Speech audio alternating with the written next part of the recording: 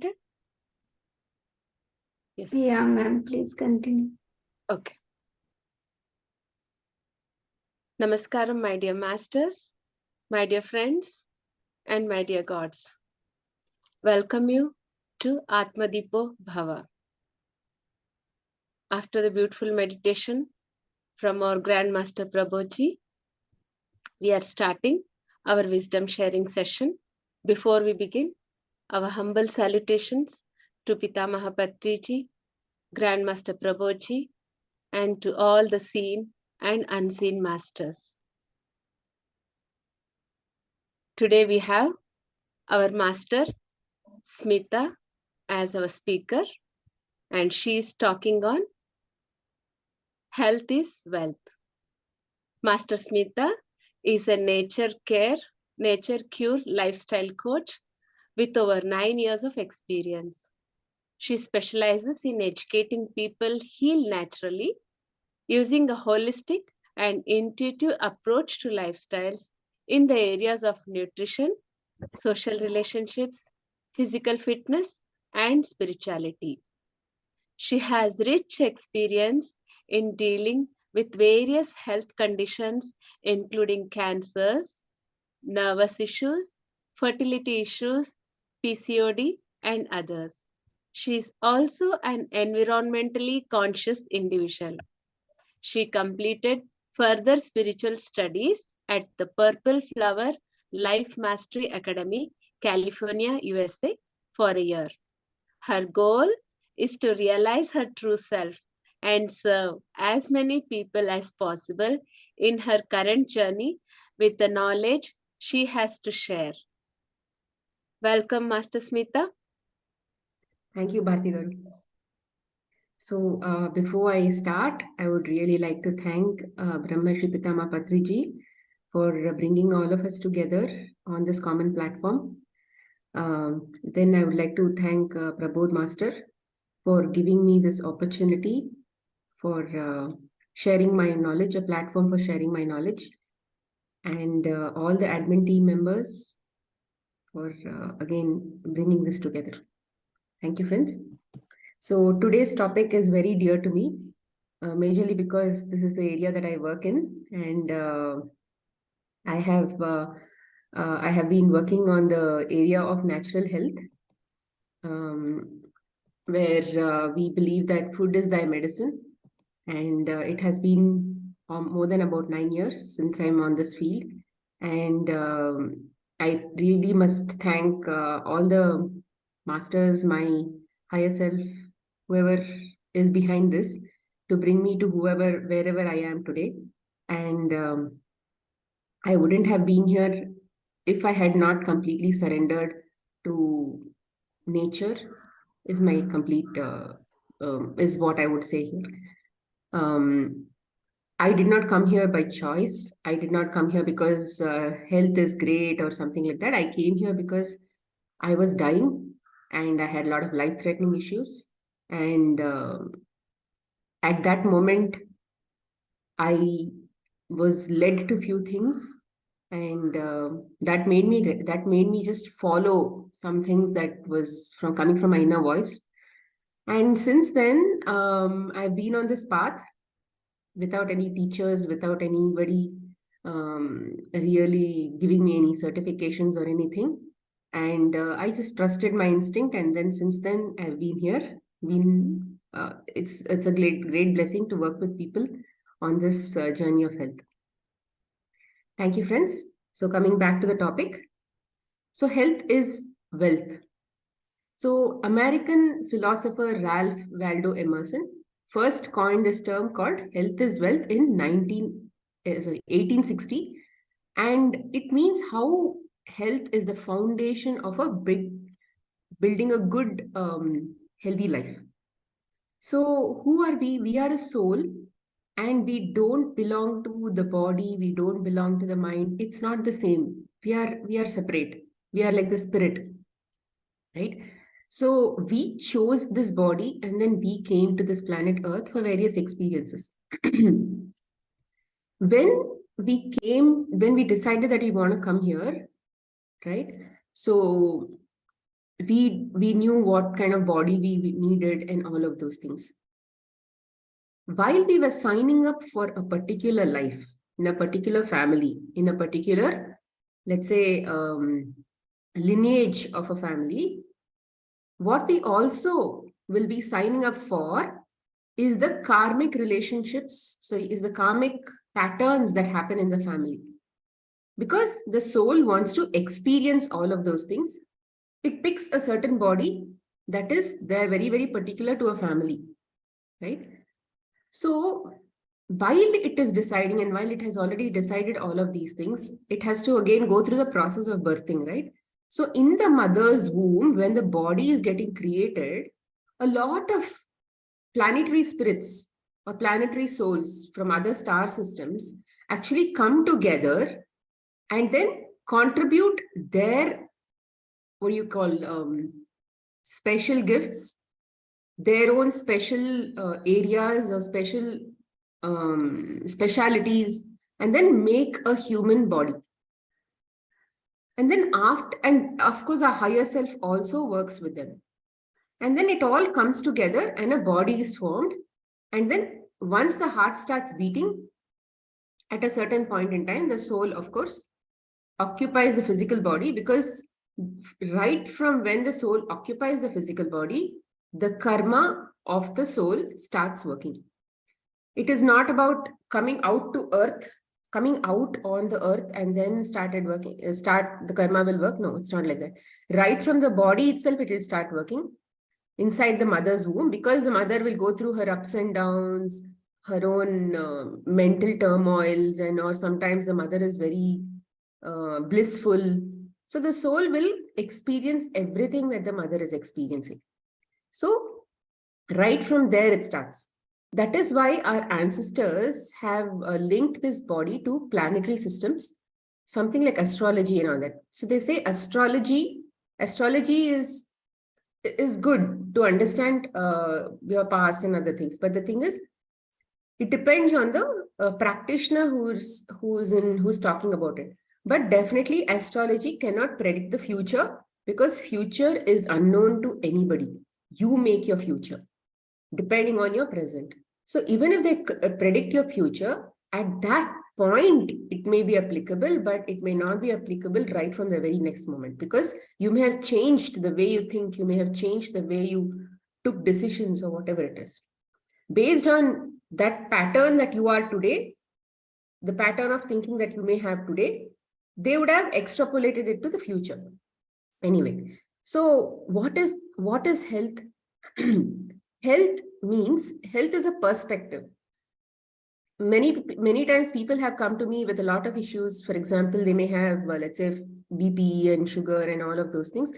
Because everything is shown as it's in control using medicines, they would say, no, madam, I don't have any problem. I just have this leg pain, hand pain, that's all. I don't have any other problem. Then I'd start digging. Do you have this? Do you have that? And do you face these problems? Little of that. Yes. Then finally, by the time I end the call, I would have got the entire story about the whole thing. So it is a perspective. I can say I'm very healthy, but my body might be completely suffering. But somebody else might say I'm fully suffering, but their body might not actually be suffering so much. So health is it's a state of mind where a person believes that he is in complete physical, mental, emotional, and social rest or well-being. And really also depends on how these body systems are at that.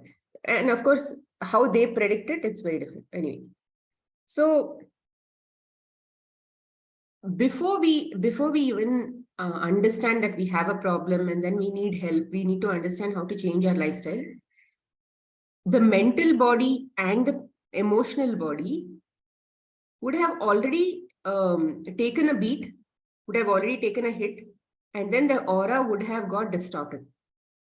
And after that, the physical part will show up as a problem. So, which means it's like we have 7 layers around us, cushioning us even before that becomes physical. But the thing is, we don't realize all of these emotional problems and mental problems that we have And then we continue to go, because when we are in that spiral thinking about somebody who really hurt us and things like that, it doesn't pain, because we are so used to physical after being animals and things like that. We are so used to being physical that we have not really got into that state of awareness at all. So we, until the body starts paining or it shows some discomfort, it is constantly, we are constantly abusing ourselves. And then after that, when it becomes physical, we will wake up, but then even then we won't know that it is actually caused because of all the previous patterns that we've been having in our lifestyle. So what is it that actually drives this whole thing? Even before the emotional and mental body happens, there is something called spiritual health. Unless you have a certain strength of spiritual health, until you have a certain strength of spirit or that soul also comes with its own energy. Unless that energy is stronger, that won't be fed to the emotional and mental body, which in turn won't be fed to the physical body. So, in essence, what we are saying is spiritual habits or that spiritual health will eventually give us peace.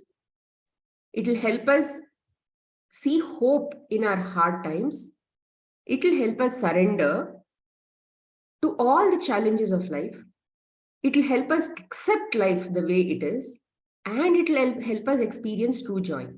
What does it mean? So, for example, when I've had a fracture in the past when I was a child, of course I didn't know too much. I was in pain. I was in sorrow because I was constantly thinking that I can't play and things like that. But in 2019, when I had a fracture, in 18, of course, I had something. And then in 19 also, I had a fracture. I felt that it was a blessing in my life, because I felt that this was one karma that I had to definitely go through. And thank God it is actually going away. Rather, I'm ticking off that karma because I had to go through it. It's not like I'm postponing it, right? So thank you, God. So the moment I was basically very, very happy that I'm not even using one of my hand, and I went through surgery and things like that also, that attitude of gratitude was very, very strong. And because of that, what happened, friends, that my everything came together. Like my maid did not apply leave, and she used to chop and give vegetables the previous day for my next day's cooking. And then my husband started helping a little for cutting fruits in the morning. And then all of the dabbas somehow became so nice because, and my body came together. I became ambidextrous, which means my left hand became so very strong. Suddenly, I was not very strong left hand wise. So I was able to do so many things in my left hand, with my left hand, and my body used to help me remove the dabbas, my chin and my stomach and my leg and everything. I used to sit in a particular position and open the dabbas. So like this, almost a month or two, I've done only cooker-based recipes because I was able to operate that with one hand. So ideas used to come very, very nicely. So what I'm saying is, when we have an attitude of gratitude, when we are in the high state of vibration, it will help us go through that karmas. The spiritual habits will help us go through that karmas in a very nice and easy way. So we are not saying that the karmas will disappear from our life. It is obviously here to teach us experience, right? So it will not go away, but then it will definitely reduce the it will reduce the time that we experience that karma, because we are already learning everything in the spirit of gratitude. So spiritual habits are very, very important, which eventually translates to spiritual health, which eventually translates to mental health, emotional health, and all of those things, right? See, today we are in a fast moving era, right? So all of us, or most of them, are going behind financial security, social well-being, financial health, social health, and all that. But without physical I'll just call in for the context of this meeting, I'll just call this physical health just so that I don't have to add mental health, emotional health and everything. But then when I say health, all these three are included. So when we don't have health, we definitely cannot buy financial well-being. We cannot have social well-being. If we have these two, financial health and social health, we definitely cannot buy health, physical health, right? Because you've seen so many people suffering in hospitals, they have so much of money. And recently, so many film actors also, right? Don't they have money? They have so much of money. But then were they able to buy themselves health? They still suffered cancers, they still suffered all those things. Of course, there's a lot of karmic pattern behind it, but then I'm not really bringing that all up. But I'm just saying that health is definitely in your hands. So this body is meant to take you as far as possible. It's programmed to keep you alive based on the programming that it has. That is why it has an innate healing ability. It is one of the most sophisticated equipments that have ever been created in the cosmos, with every single intelligence associated inside. And it has the potential to even go till the 12th dimension. That is the kind of potential that this body, this mind and body has. Right? Which is exactly called ascension, which means this body is going to become good enough and pure enough to be able to travel. And then you get to keep your body and things like that.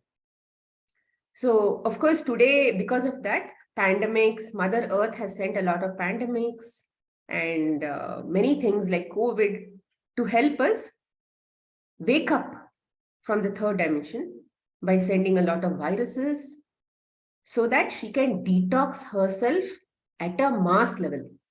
We should definitely not think that China did something and humans did something or something like that. It is see, all these germs don't have any intelligence of their own. They are coming from they are like the army of Mother Earth. And when I went to Cosmic Valley, Sarojamma was saying that COVID is like Dharma Devata. Dharma Devata means it's coming from Mother Earth's lab, and she's the one who's controlling these things. And it's coming majorly because she had to detox the entire planet herself. Many people who did not choose to continue to go to fifth dimension, the soul did not choose to go to the fifth dimension.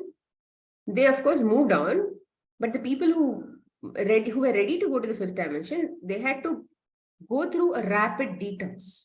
So many people went through a lot of detox, life-threatening detoxes, and then they also recovered, isn't it? So such pandemics are helping us wake up. Families came together, love prospered in many areas. People came face to face with each other, where they would always not come back like that in families. So they learned to cook together, they learned to do many things together. So love started bonding again. So pandemics really helped us to wake up. And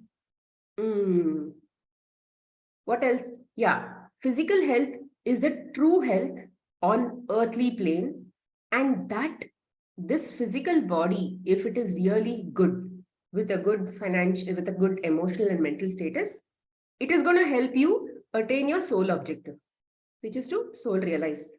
Otherwise, what will happen? I'll have this feeling of, oh, I know everything, I want to soul realize everything, but then I have a very bad back. I'm not able to sit. Even if I sit, maybe I can't really sit for a very long time. Of course, if you do meditations and other things, we will get there. But then I need my physical health for sure. If I'm very healthy, then definitely I can attain asana siddhi very, very quickly. And if I already know how to live a healthy lifestyle, if I'm eating right, and it's like all my duties that is necessary for me to practice meditation also becomes easy. See, when we go through meditation also, aren't we going through a physical detox? If there is any energy, higher energy coming into our body, of course the lower energies will leave the body. The meaning of lower energies leaving the body is called detox. So we all go through that even when we do meditation.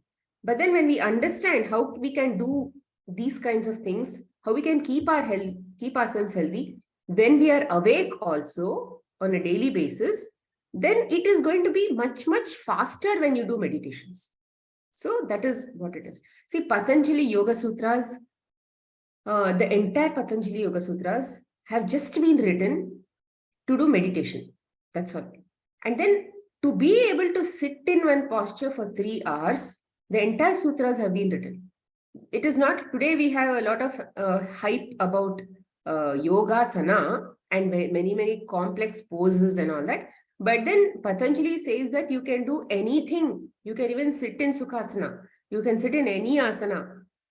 You can do anything. But then as long as you are able to hold the posture for 3 hours and then do meditation, yoga is of not any use. Of course, it has a lot of yamas, niyamas, and other sutras to help you also change your thinking habits and living habits and all that, just to get to that state. Because just keeping ourselves healthy is not important. We need to have the right objective to go to soul realization. And then for that, our energies have to start becoming stronger and stronger. So that is where the entire sutras have been written. So how to attain this wealth called health? Right? So when you say, when we understand that spiritual health is the root of this whole thing, because only when we have spiritual health will we have a healthy tree. And what will this tree give us? It's going to give us fruits like physical, emotional, and mental health. So the root of this whole thing, when the roots are strong, then we will have healthy fruits, healthy tree, and the healthy fruits. So, like I said, death is not connected to health, friends. There are many people who are in fear because I'm going to die. I have a very serious condition. And I have these, let's say we have a fever. People suddenly think, oh my God, I'm getting into a fever. And then what if I have seizures? And what if I have this? So we get into this constant anxiety level. What are we in fear of? We are in fear of death. See, death is a pre-planned affair. Right when we have come back to earth, we have already decided when we are going to go back. There are so many people, I know so many people who have followed a very, very healthy lifestyle, practitioners who have followed a very healthy lifestyle, but then they just died. There was no reason for them to actually die from a health perspective, but then they died. Why? Because the time was up and something had to happen to this physical body for it to stop. So let's say a heart attack. So did the physical conditions in the body create a heart attack? No, it was well planned and the heart actually stopped because the soul left the body. So death has nothing to do with health. So when you are suffering your health or when you're suffering your problems, it is majorly karma-based issues. You have chosen to experience problems in your body for the karmas, patterns, or prarabdha karma that you have planned to experience on earth. So don't fear diseases. Don't fear the consequence that might happen in the future. Don't fear the aftermath of that disease. Just work on the disease by living in the present, because death has nothing to do with health. When we see people dying in hospitals, oh, seriously, apparently he's had all these diseases, that's why he died. No, the diseases did not make him die. The soul chose that I have to go through this path, right? So many people have a separate death experience, separate health experience. But then for the physical plane, it has to all look logical. That's why they all come together. So, but also there is one more thing here. Now, the soul might have chosen to be in the body for a longer period of time. But then in the process of living, in the process of this living, he may not have been able to manage his lifestyle. So at that time, he'll make different choices, and those choices may go into poor health conditions. And because of that, the body may not be able to support him for a very long time. For example, we've seen many people in comas. The body is not able to function. The soul has not left the body. It is still in that transition state. It is thinking, can I continue with this body? Shouldn't I continue? So it is still thinking. If I come back, then I'll have to go through the process of recovering that body also in the first place. Am I ready? Or should I just go and then take a new body and then continue my lifestyle? Continue my life, continue my plan. So it is basically contemplating. So there are many times when the soul decides, I can't go on any further, even though I had planned for a longer stay. I can't go on any further, majorly because this body is of no use to me. I have really suffered this body a lot, and now it is not able to function for the plans that I have. So that also happens. So ideally, as per Gita also, it says, health is in our hands. Health is a dharma. It's one of the swadharmas. Because this body has been loaned to us to have an earthly experience. See, this soul wants to soul realize. We want to soul realize. But then we want all the wisdom and things like that. But then we can't go through it unless we pass the gate of earth. Go through this the schooling, or whatever you can call, karma bhumi. So if we had to live in this karma bhumi, we had to be going through a body, a heavy body. And who gave us this body? Earth gave us this body. And if earth gave us this body, it's our duty to return it back to earth in a healthy way, so that it can go back to earth and then serve other beings who are coming back once we become dust. And this dust eventually comes back into a plant or anything like that, and then some other animal eats the plant. It has to be a good thing. Otherwise, what are we going to contribute? We are going to contribute medicines, chemicals, all of those things we are going to contribute to earth, and then make this a very diseased body. So hence, it's very important, friends, that you think that it is your duty to give back the rented vehicle that is meant to be given back in the right condition. If you take a book or borrow a book from somebody, wouldn't you give it in the right condition? Or would you tear and then do something and then give it back? No. Of course, Mother Earth doesn't even talk, but still, you should give it back in the right conditions. Okay? So whatever actions we choose always has a equal and opposite reaction. So that is the law of karma. Every action has a reaction. Every choice will determine what kind of health we have. So what are the forces that helps us to stay healthy at all the levels? When we come from a topmost level, top level is, first one is the Aatma Shakti. We've heard a lot about walk-ins and other things, right? Patriji himself was a walk-in. So when we say walk-in, what does it mean? It means that there was a soul who may not have been able to do a lot of things on earth. So there was a walk-in, and that Atma, which came in as a walk-in, brought in a lot more energy into this plane, and then was able to realize a lot more things. So what does it mean? It means that the Atma also comes with its own Shakti, because the Atma has done a lot of sadhana, it has gained that Shakti itself. So this is that, you can also call it feminine creative life force, Kundalini Shakti, that inner, unique energy that the Atma has drawn as its own. So how do we measure it for ourselves? It is the alignment to our soul, how aligned we are to our soul. That is called the Atma Shakti. Then we have the Prana Shakti. Prana Shakti is the cosmic energy, which of course when we are born also is integrated into our etheric body, and Atma Shakti also contributes to the Prana Shakti. So we also get the Prana Shakti. We also get the pranic energy when we meditate, when we sleep, and all that. So when we sleep, we all know that when we sleep, it is like a cell phone charging. When we are awake, we are not charged. We are on battery. And when we are asleep, we are plugging in the cell phone or the body to the cosmic life force, and then where we are getting charged. When we sleep, we don't get charged so much.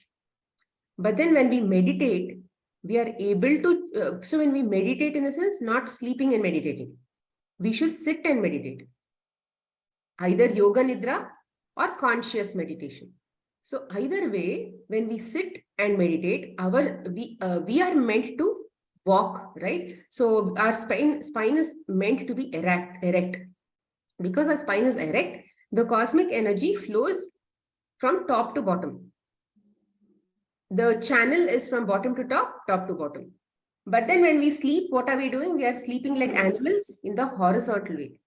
So because of that, the amount of energy that, the amount of charging that happens may not be enough. It is just enough for you to carry on with the day, but may not be enough for you to get a lot of abundance. For example, people say that you need 8 hours of sleep.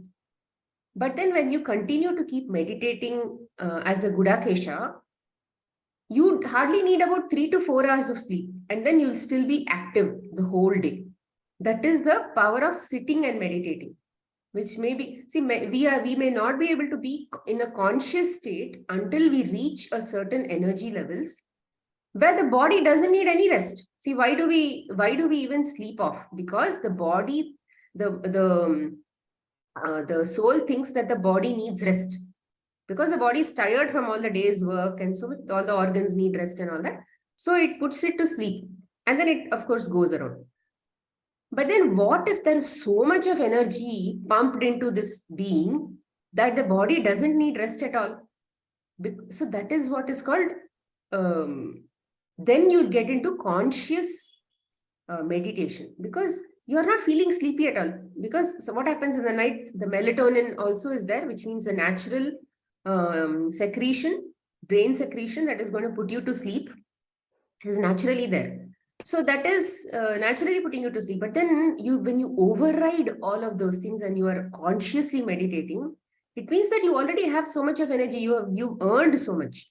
So that is what happens in Gudakesha. So the more and more the days you spend as a Gudakeshi in the night, you are able to accumulate a lot more energy. See, there have been times when I've slept at 11:30 when I was sleeping on the bed, 11:30, and then if I get up at 4:30, 5 o'clock, I'll also have a hangover. By the time I'm doing my yoga or something like that, I'll have a hangover. I'm like, But then when we do Gudakesha, there are times when we have slept at 12 o'clock also. But we are able to manage. So that is about it. Third one is called Jala Shakti. Jala Shakti means we are 80% liquids. Have you seen your body? Have you seen the baby's body? Baby's body is like watermelon, almost 90% liquids.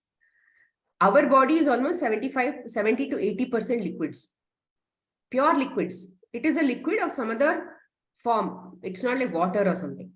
So it is very important that to make that liquid, to maintain the balance of that liquid, you need to consume a lot of liquids. A lot of liquids, which means at least 3 to 4 liters per day. So all these Shaktis are very important for you to live your natural lifestyle. If you have a very strong Atma Shakti, then even if you don't have so much of Prana Shakti and Jala Shakti, it's okay. You'll be able to live your life as a yogi.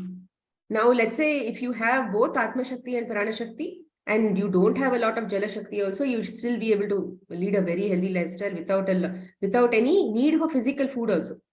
Now,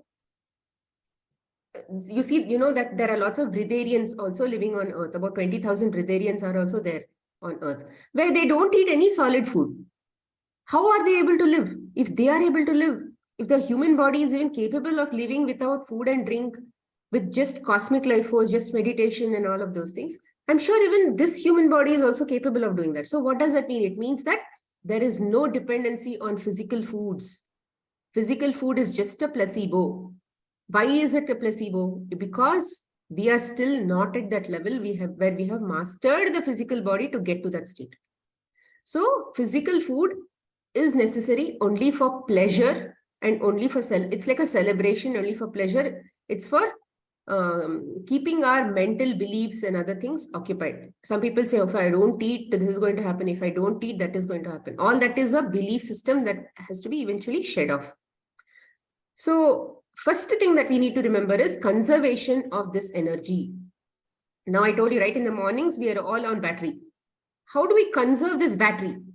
If we are, let's say, having a cell phone and then we start seeing a movie on that cell phone, immediately the battery is going to discharge into us.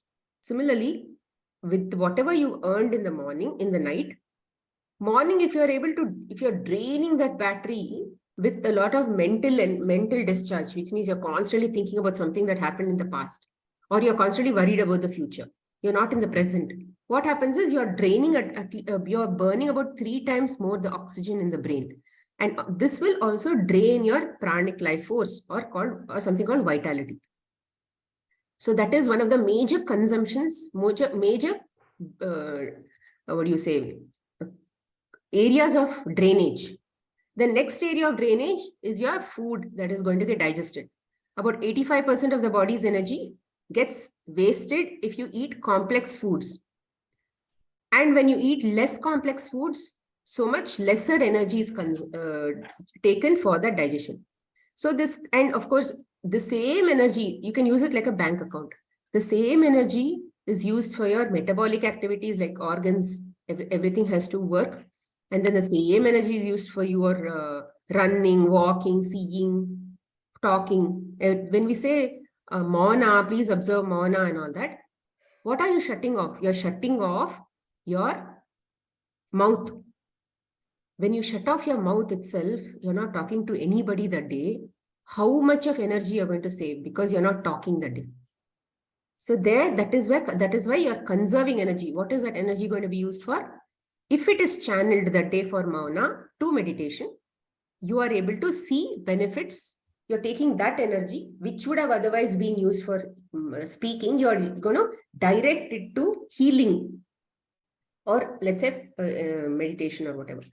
Either way, conservation of energy is very important. The way you treat energy should be like money.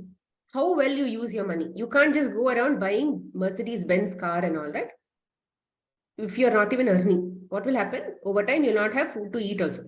Like that. So it is very important to understand conservation of energy. Now coming to foods. When now let's assume that we are not breatharians, so we are going to come to food-based lifestyle. So in this food-based lifestyle, what kind of food should we eat? Madam, somebody has to go on mute. So what kind of foods should we eat? Lighter foods, denser foods. There are something called, when you measure the energy of fruits, when you measure the energy of foods, you'll be able to understand that some foods are high in prana, some foods are very less in prana, some foods have no prana at all. Like fruits, vegetables, greens, all have very high prana because they're all alive. They're not dead. And other foods like your meat, milk, and all of those things have very, very less prana because they are already they have come out of an animal that was alive. And there is some amount of prana because they are, and if the meat has taken a very long time to come to you, then it is zero calories, zero energy. And milk also, of course, it has some amount of shelf life, and then after that, it also dies. So there are all these lighter and denser foods. We as early humans, we were supposed to live like primates, like animals in the wild. And then, of course, and then we were exposed to all these natural environments, and that is when this human body was also formed. And this human body came into evolution. And then after that, once we started to experience duality, the energies on earth and all increased, and then our intellect and other things came up, we started to developing territorial mentalities, and then we moved away from all that. And then we started making a lot of different lifestyle choices, where we started eating meat like other animals, because we had to survive. When we moved away from our natural habitats, which is tropical areas, we started eating meat like other animals because we knew how to eat meat. Like we knew how to go behind another animal, kill it and all, because we were already animals by the time. So eating meat was for survival at that time. But today we eat meat for pleasure. That is a difference. Today there's a lot of killing and eating animals, which is completely a very, very denser form of act. And in the past, there was not much abuse when it came to dairy, majorly because not every family had dairy and not everybody drank milk. But today, milk has become a very commercialized thing. After a lot of urbanization and other things, milk has become very commercial. Do they treat the cow like even a being in the farm, in all these farms? No, they don't treat it like, they treat them like animals. When they treat them like animals, obviously they won't know their pain and suffering also. So when you drink milk, you'll also be signing up for all of these, all the pain and suffering that is coming from the milk. If you also heard about this Masaru Emoto's water experiment, when the water body is spoken to with a lot of love, then what happens? The water molecules basically becomes beautiful and crystallized. Similarly, if the animal that is abused, if it is going through a lot of torture and other things in the meat industry and the milk industry, those cells and those atoms are also distorted. If you go through a lot of stress, what happens? You release a lot of cortisols and BP and diabetes and all those things happen. Similarly, the animal also goes through the same problems. So the milk that is coming from an animal, when it comes into your body, you will also face a lot of lower energy issues. So in the past, vegetarianism was okay, but today vegetarianism is also not okay, because the same problems that the non-vegetarians also go through, the same problems vegetarians also go through. So it is very important to understand that we as human beings have been put on the top of the food chain, not to depend on the extracts of other animals, our brothers and sisters called animals, not to extract their parts and extract their juices and then feed. Because that milk is meant for our own, for the calf. If we don't share our milk with other animals, why should the cow share its milk, which it made preciously for that baby? In fact, whatever bacteria that is there inside the mother's womb, called microbiomes, the same thing is shared with the baby when it is born. And when it is born, the mother knows which microbiomes went into the baby. So its milk is specifically made for that germs. It is not for the baby. It is made for those microbiomes, because those germs have to feed on that sugar, the protein and the fat, and then that has to prepare the baby's gut for the next phase, which is solids. So you are not feeding your baby, friends. You are feeding the germs. And those germs are basically preparing the gut for the next stage. So now where are we human beings in this entire equation? The mother had germs, and the mother knew which germs went into the baby. She made specifically a formula which is meant for those particular germs, just so that they can prepare the baby's gut. Now we were not even in the equation. Now how can we keep drinking all this milk that the mother made for the specific calf and then think that we'll all be healthy? It is not possible, because we don't even have the microbiomes to digest it. So we need a very good healthy flora.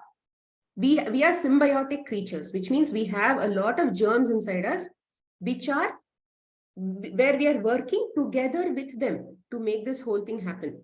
And if they can't digest what we eat, it will kill them. And if they can't digest, and if the entire thing becomes, it's not a very healthy environment inside, then we will also not have health. That is why gut is called the second brain. In fact, it is called the first brain also. So hence, it's very important to understand what is right for you. Just because somebody says vegetarianism is okay, it doesn't matter. Because see, today even Patriji's children, Parinita Patri and Paripatri, both are vegans, because they know that there is so much of abuse happening in the milk industry. Anyway, I will someday some other topic about that. So it is very important. So what is this definition of sattvic foods? Sattvic foods in the past, it was, even when Shiva Purana, when you read, it is only raw foods. Raw foods are called sattvic foods. But then over a period of time, people did not get raw. because the environment had changed. Nobody was doing agriculture and things like that off raw foods. And due to changing environments, changing lifestyle choices and all that, they did not get fruits, they did not get vegetables and all that. At that time, they had to get whatever herbs and whatever tubers and other things they got. And then they had to cook it and eat. Because like I said, when they were early humans and there were a lot of forest fires and other things, they didn't have food. They realized what fire can do to cooking, what fire can do to food. And then that made them even be less hungry, which means between hunger, they could go on between foods for a longer time. And what they also observed clairvoyantly is that food, even if I cook, if I'm able to eat that food within 3 hours, I can still call it sattvic food. It was more of a compromise that they made to the sattvic definition based on the conditions that they had. It was not today's sattvic definition does not matter, because sattvic in the past was changed. The definition of sattvic was changed. Today we have abundance, friends. Today nature has given us plenty of fruits, plenty of vegetables in the market. Do you even see like that? Did your even grandparents experience that kind of a market growth? No, they didn't. Today we have. So it is time to go back to our roots and eat the foods that the gods were eating, right? Which is majorly fruits and vegetables and things like that. So how do we cook our food? Okay, assuming that we are cooking our food because now it is a habit, how do we cook our food? We'll have to cook our food with a clean aura. So before we enter the kitchen, take bath and enter the kitchen, so that the food is like meditation. Food should be like another yajna, they say in Bhagavad Gita. So clean yourself up and then go to prepare the food. Like how our master says, take bath and come to meditation. Similarly, take bath and go to prepare your food.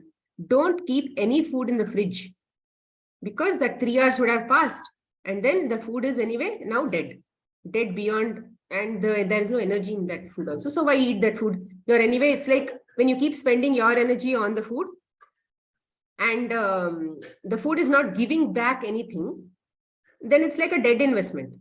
There is no return on investment at all. So why would you want to keep doing such charity? Because over time you will not you will not be able to even tend for yourself. And then you have to be mindful. You should not be multitasking between cookings.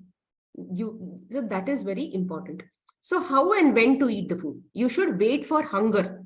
You should not just eat because the clock struck 9 o'clock or 12:30 or something like that. I understand we all go to offices and things like that, but still, once you're able to align with the body's hunger, you will exactly know how much to eat. And if my lunch break is at 12:30, I will know exactly how much I have to eat so that I can get to lunch break and then still be hungry at that time. So some of these things we can definitely manage, but we should wait for hunger. That's when body is also ready to digest that food.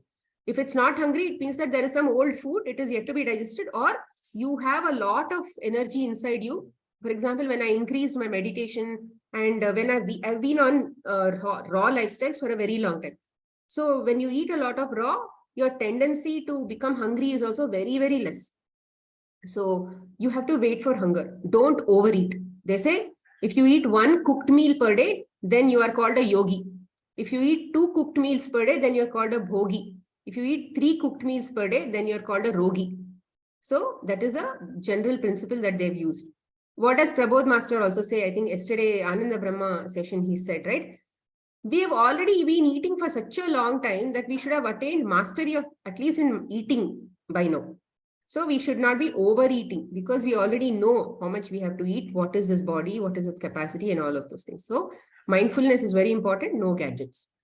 So then third one, sleep. So sleep is also very necessary. Sleep is resting the body. You can either do yoga nidra or you can sleep on the bed if you're not used to it. But either way, don't oversleep. When you're oversleeping, what will happen? You're not going to get more energy because you overslept. But you are going to lose the energy and then you'll become tired even if you overslept. So it's important to give that enough rest, not more rest and all that. So depending on the body's energy, you'll keep feeling sleepy, rest. But then you should also understand that I need to work on earning energy more or conserving energy more just so that I constantly go and don't hit the bed. Connecting with nature is very important. Nature gives us a lot of benefits when it comes to being healthy. She will ground us. She will be able to remove all our negative ions, and that is why grounding is very, very important. We are also nature beings. So when we connect with nature, we are able to get that health. And there's a lot of oxygen also in nature. So exercise the body. This body, people might say that, okay, if you generally eat healthy foods, and then if you continue to keep meditating, exercise is not necessary. That is wrong. Exercise is necessary because you have a duty towards this body. This body is physical. You need this vehicle. So if you need this vehicle to be strong, and you should not become like a grandmother or a grandfather by the time you're aging, you might have health, but you will not even have any strength. So it is important for you to do some due diligence for this body also. Every day exercise, either yoga or do whatever it is possible, whatever that is that you do, at least 1 hour of exercise, do every single day. And then last one, serve mankind without any expectations. Expectation is a very draining statement, a draining word. So serve mankind without any expectations, because your joy is in service, not in the outcome of that service. So you should always keep doing something or the other, because you should find joy in the work itself, not in the outcome that is going to come after the work. Outcome is anyway different. So outcome will come as per your prarabdha. So coming back to foods, fruits are our primary foods, friends. Primary foods, which means God has made fruits majorly for our consumption only. We are fruitarians. We are meant to be fruitarians. Because over a period of time, we didn't get food, our ancestors developed the habit of eating other things, cooked foods and other things, dead foods and all that, fermented foods, dead foods and all that. But mentally, originally, we are all fruitarians. When you go to the fifth, when you've read books like Sunshine Before the Dawn, Bringers of the Dawn and all that, you see that many fifth dimension masters eat fruits. May not be the apples and oranges we have, but then they all eat fruits. So we are fruitarians. We have to eventually go from being a vegetarian to being a vegan or a plant-based eater, and then we'll have to go towards being a fruitarian. Then we'll have to go towards being a breatharian, earning and eating or living on cosmic energy. So that is our path. Over time, in the next few decades, we will all get there. But today is the time that we have to start eating and understanding and recognizing that fruits are our primary foods. Next comes vegetables and greens. So how do we structure this? So every day, drink at least 3 liters of liquids, 3 to 4 liters of liquids, because we need to maintain that liquidity in the body. What liquids will teach us is, it will teach you to flow like water. When those cells come into, when those atoms come into the body, it will teach us their nature. The nature of liquids is to take the shape of that container. So what does it mean? We will be able to accept life the way it is and then flow with life like liquids. So that is what it's going to teach us. Plus, it's going to keep the Ganga, the blood and the lymphatics inside our body flowing. What happens to a water that is not flowing? It will have a lot of mosquito breeding. Similarly, if the water in our body is not flowing, the liquids, when we drink, it will help all of these things flow. So drink about 3 to 4 liters of liquids, and in that, choose at least 1 to 1.5 liters of pure liquids. What are pure liquids? Juices. What are juices? Juices are liquids that are coming from fruits, vegetables, and greens. So juice those things. Every day, drink at least 1 liter of liquids. You will not have any problem. Initially, you will have problems flushing. When you're cleaning your house, what happens? All the dirt is now getting accumulated, and you'll have to throw it outside the house. Similarly, when you start flushing your body, all those acids and toxins are just going to come out in the form of cold, cough, fever, everything. So allow it to come out. Those days when your body needs rest, which means rest in the sense it's throwing out all of these things, drink a lot more liquids, use a lot more liquids, and then flush your body. Then you don't have digestion and all that's coming into picture. So body will focus all the energy on cleaning you, and then it will clean you fully, and the next day you can get back to cooking, right? Similarly, you can get your stomach back to digestion. So drink a lot of juices, drink a lot of water, eat fruits, make fruits your breakfast every single day. It's a crime to eat cooked food in the morning, friends. It's a crime to the body because as per the circadian rhythm, body is meant to be cleaning you up in the morning. So don't eat cooked food, because when you start eating cooked food, body will say, okay, goodbye. I'm just going to go for digestion. I'm not going to clean you. So people accumulate a lot of diseases majorly because of eating cooked breakfasts in the morning. That came majorly when English invaded India. So don't eat any cooked breakfast. Eat a lot of fruits in the morning. Eat a lot of salads in the afternoon.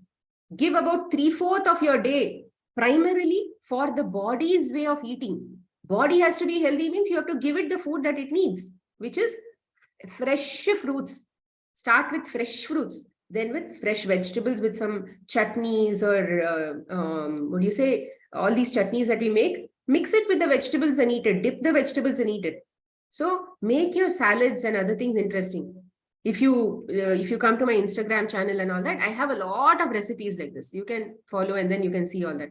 So it's very important that you clean, you focus on eating right, drinking right, and then in the night you eat whatever you want. For the body, for the mind, it is only for pleasure. But at that time, choose to eat only plant-based foods. Don't include any dairy. Don't include anything that is going to harm your body. Eat, again, combine a lot of salads with your cooked food. Otherwise, it will sit there like concrete. So eat a lot of salads with your cooked food also. Then you can include some roti, some little bit of lot of vegetables. Even cooked vegetables can be more. Reduce your grains, because grains are not our primary food at all. Can you eat the grains directly? No, you can't. You have to again process it, cook it, do something with it. We are the only animals on the planet who process our food like this. So go closer and closer to plants. The more the traveling distance between the plant to the plate is very big, your health also will reflect that. So make the distance closer. Eat as close to the plant as possible. Okay. So if you follow all these things, sleep well, connect with nature, exercise the body, drink 1 liter of juices every single day, which are coming from watermelons, ashgards, cucumber, beetroot, carrots, apples, grapes, all of these things, then you will naturally be healthy, friends. We are conducting a course sometime in January, free workshop with PSSM only. So if you connect offline with me, I will talk to you about that. So there we will be talking in detail about this health course. So yeah, with that, let me just come to the conclusion of this session. Thank you for listening, friends. If you have any questions, I can take it.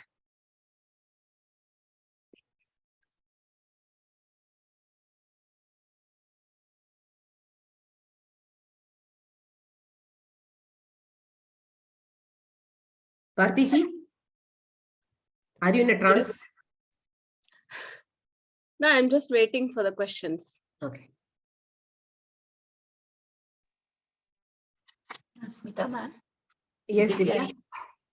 Yeah. Actually, you said if everyone depends on eating fruits, do you think the scarcity of fruits will also increase? Because the whole world, the 70% of the world is not at all, is eating only grains now. See, there you'll have to bring in economics, law of economics. What does economics say? Supply and demand. Today, we don't have that awareness. So people are not, the demand for fruits is not so much. So slowly, if the demand starts increasing, the farmers will get the message and they'll start also developing those fruits, growing the fruits. So eventually it will happen. It is not going to happen overnight, because you know how long fruit trees take. It will take years together. Yes. And people will also find ways. See, hydroponics and other things also have come today, where they bring in a lot of nutrition from the water body itself. So something or the other, they will eventually find out a way to grow it faster. May not be pesticides and other things, but some healthy ways. But I think fruit trees will take time, but that will eventually happen. See, ultimately, are we controlling this whole equation? No, it is a cosmos. So if that shift has to happen, then the events that are necessary for that shift to happen also will happen before that. So it is a trust that we need to have that it is going to happen if that is the mindset that we are eventually going to go to. Did I answer your question, Divya? Yes, sure. Then a lot of people will be having this confusion towards the consuming organic items, because people think whatever vegetables, fruits you are eating, even though we won't be that healthy because of the pesticides they're using. So generally people give you a lot of advice on this. Yeah. So, or I see, yes, when you see clairvoyantly, organic produce has a slightly more energy compared to the non-organic. But then in my experience, as of now, people are still not able to afford a lot of organic. And I have people with cancers and other things also have been able to heal just with fruits and vegetables alone. See, the atomic energy that is used to measure is called angstroms. And for fruits, it is just for fruits, it is about 6,000 to 10,000 angstroms. But for a cancer patient who's, if you measure his energy, it is about 4,000, 3,000 to 4,500 angstroms, which means fruits are definitely, even if you take inorganic fruits also, they are higher than his body structure currently is. So what will happen? Higher energy will able to displace the lower energies and then he will heal. So even when you take inorganic also, for the kind of diseases we have, we will still be able to heal. But if we have to eventually, let's say, go to a very higher level and all that, we have, instead of depending on fruits to get that higher energy levels, we can do more meditation.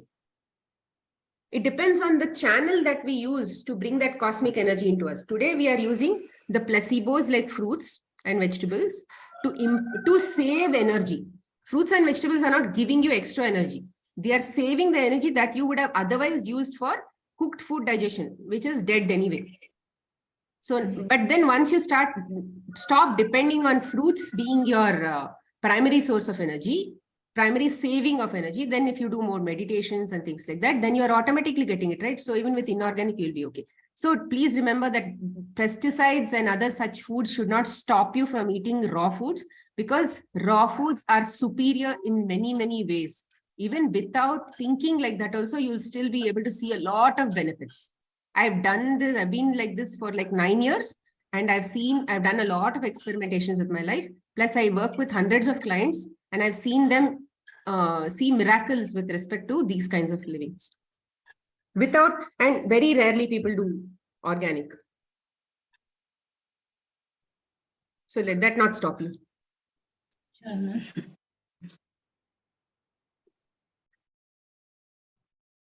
Anybody else? Namaste. I have a question.